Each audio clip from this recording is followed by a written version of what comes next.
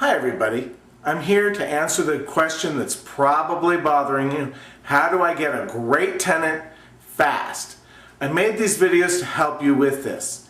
My name is Bruce Roth, I'm the broker of HelpYouRent.biz, and you can reach me either at bruce@bruceroth.com or 818-921-0150 with any questions that you have.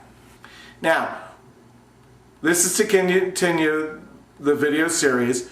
Once your property is ready to rent, and you can look to my first video to get clues on how to get it ready to rent, you can post ads on the internet.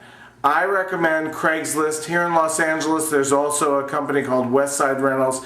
There's other websites out there. The more work you do, the more likely it is you're going to get calls because some people look at other sites. I find Craigslist has been the best. It makes my phone ring. If the property's priced right, it makes the phone ring. So you also want to put up a sign in the yard. There's some landlords I've talked to that don't want to have a sign in the yard. They think it announces that the property is vacant and it attracts vandals or whatever.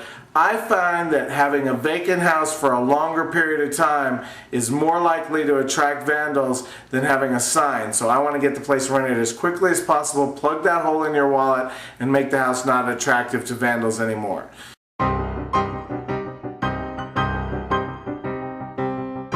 So I'm willing to risk the sign. It's up to you whether you want to or not.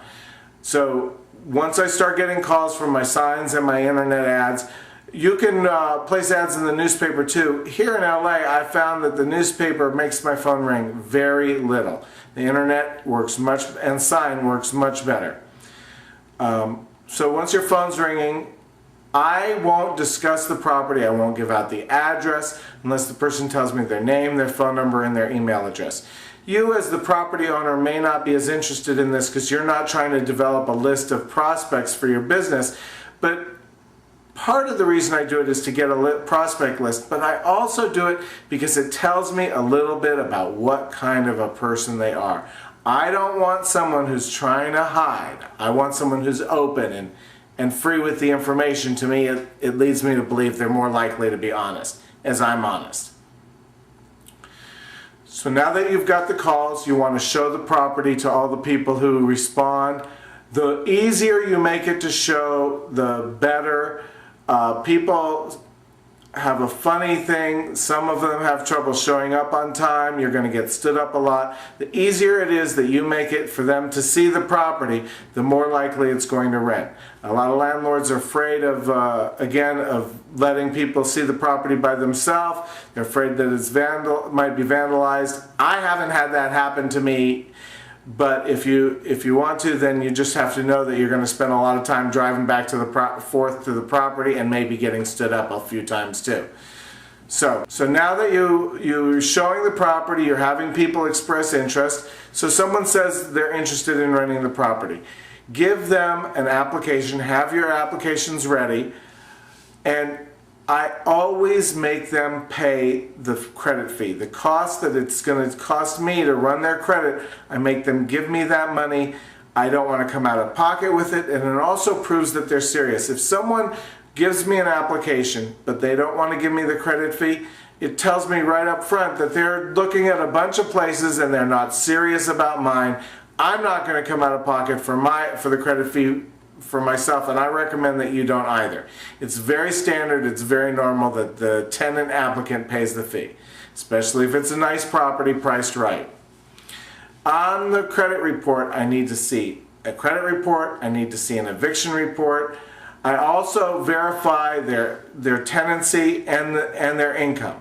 That means I call their current landlord and their current employer. If they're self-employed, I need to see tax returns or some other way to prove that they actually are earning the money they say they're earning and can afford to pay the rent. A self-employed person who just says, oh yeah, I make the money, I'm hesitant to believe that person because, well, I'm over 8 years old and I've been lied to. So now that I've verified their employment and their tenancy, if I like everything I see, I'm willing to rent to them. If I don't, I might do some more verifications. I would rather have a vacant property than a bad tenant. So I want to get the place rented as quickly as possible, but I do not want to have a problem. And so far, I've only had 2 tenancies terminate early, and both of them were voluntary, where the tenant and the landlord came to an agreement because something happened. For instance, a boyfriend and girlfriend who moved in together, they broke up after 3 months, and so the landlord let them out of the lease. I'll have another video about what to do next, or look at my previous video. You can call me or email me. Thank you.